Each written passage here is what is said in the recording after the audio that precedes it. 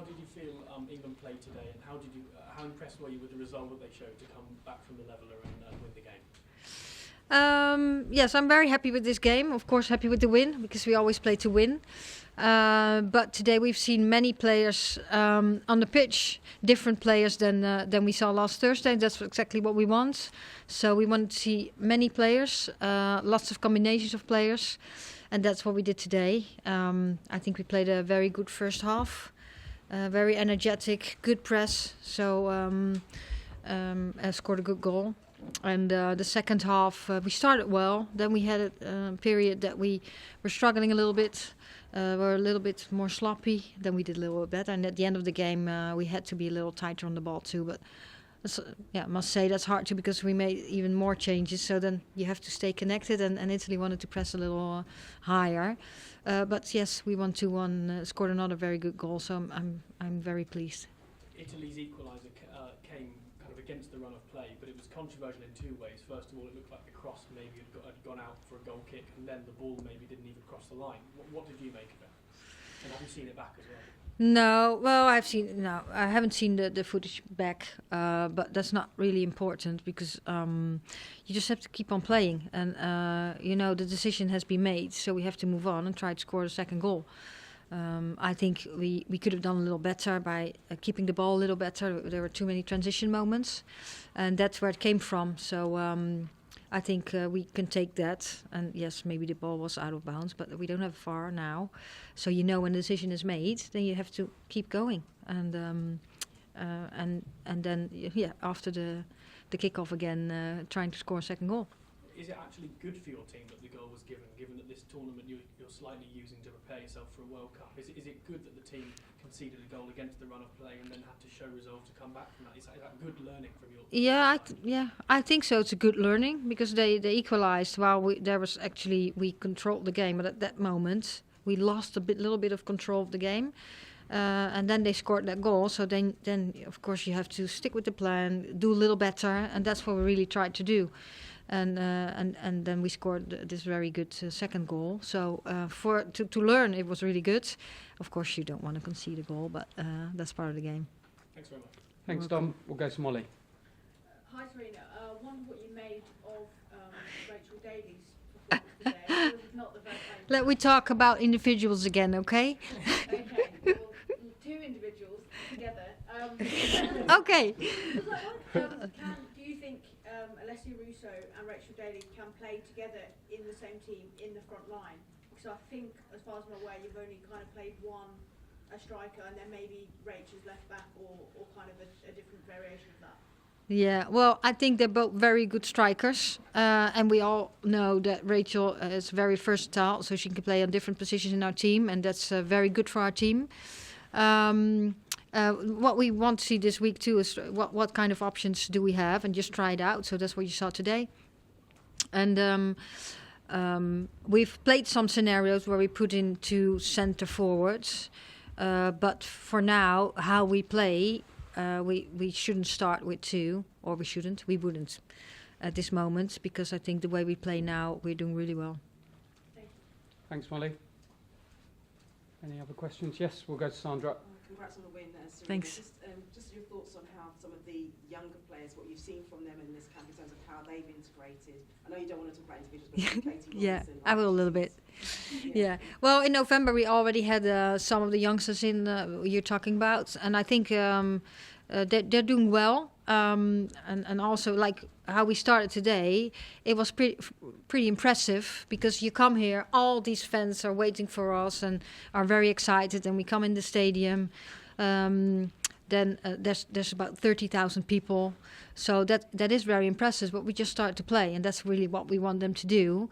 And of course, there could be some anxiety. I'm not saying that they had that, but I would say that would be really normal to have some anxiety. But just go start the game, and they started the game and played the game with lots of courage, and just played football. So I'm impressed and happy for them and happy for the team.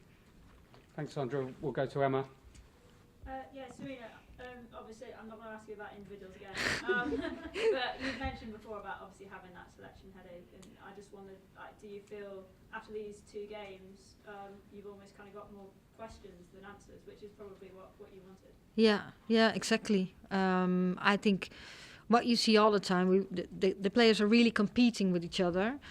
Because of course everyone wants to go to the World Cup, and every moment you get to show yourself that what you do. But we're also really playing as a team, and collaborating really well, doing our best to collaborate. That also helps, of course, because at the end we are all team players. So yes, I think that's really good. I think the team does that really well, and yes, we have some more questions. Yes, but that's good in this stage of our preparation for the World Cup. Thanks, Emma. We'll go to Megan. Hi, Sarina, and congratulations on the win.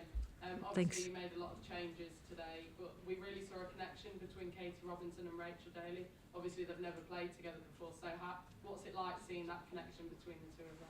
Yeah, that's just really nice, and what you want to see from our wingers, have 1v1s, have crosses, and that's what we saw today. And of course, that's the strength of Katie Robinson, and it's really nice to see her doing that on this stage. And Rachel was on the way, of course, and of course she wants to show too. I think it gives lots of information, and I hope, and that's what we see on training sessions too. That's lots of good connections. And how much did Daly want that hat trick when she came off the pitch? Did she want that hat trick? Oh, we didn't speak about that. No, she probably would. Yeah, who doesn't want to have a hat trick, of course? But no, we didn't. No, it was good. Thanks, Megan. Yes, we'll go to Charlotte. Hi, Sarina. If you compare the England team from last year's Arnold Clark Cup before going into the tournament and now this year, how have you created those mentality monsters? Well, first of all, they do that themselves. I think that.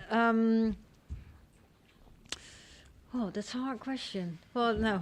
Well, the answer, it's not a very hard question, but the answer takes a while because you want to go the whole concept. I think we showed ourselves over last year. Like now, we have been working with each other for a little longer than a year and a half. And of course, when I came in, the team was already really good, and so many good players. Now youngsters are coming in too. But what the last year and a half brought us, is that we won lots of games, and what we really so they showed themselves that we could win against any opponent, and we did how we want to play. That's really clear. We also really encourage life, and in this case football is a game of making mistakes. So you have to take action and accept mistakes, and that's okay. Just learn from mistakes. Yeah, if you make 5 the same mistakes in a row, then we have a little problem. But I think that's how we, like, all these little things just fit into each other. And I think now we're in a different situation now, a year further than we were last year, of course. But I think that we showed each other. And I think now, even when young players coming in, the competition has become even stronger. Thank you. Thanks, Charlotte. Yep, we'll go to Amy. Tom is waiting. Yeah, very patiently. Can I just ask you quickly about Emily Ramsey, who wasn't in the squad? Yeah. Just the reason behind that. Yeah, she had a little accident on training yesterday, and she has an ankle injury, so she won't be available anymore for this tournament. She will go back to club and do some rehab. Thank you very much. We'll go to Sophie. Congrats, Sarina. Thanks. You've spoken a lot about wanting to try out different combinations, wanting to see some different players working together, but we know that for some players it can take a long time to build up partnerships. So how hard is that to assess from your point of view and your technical staff's point of view? Because maybe 2 players who aren't working together right now, together that well right now, if you give them more time, they might be. How do you work that out? Yeah, it's we don't have that much time, and some players play together at club, some don't. And it's also that we look at, okay, what different qualities do some players have, and if you bring like different qualities together, then we think that it gets even better. So sometimes you want to bring a player with lots of speed next to a player who maybe has a little less speed but is a little more in possession, a little better, things like that. That's combination strike, so don't pin me now what I say. It's just an example. And of course, we also train. We talk a lot to players, so we get enough information. But at the end, we have to make a choice and get players to play together who will choose to start at the World Cup.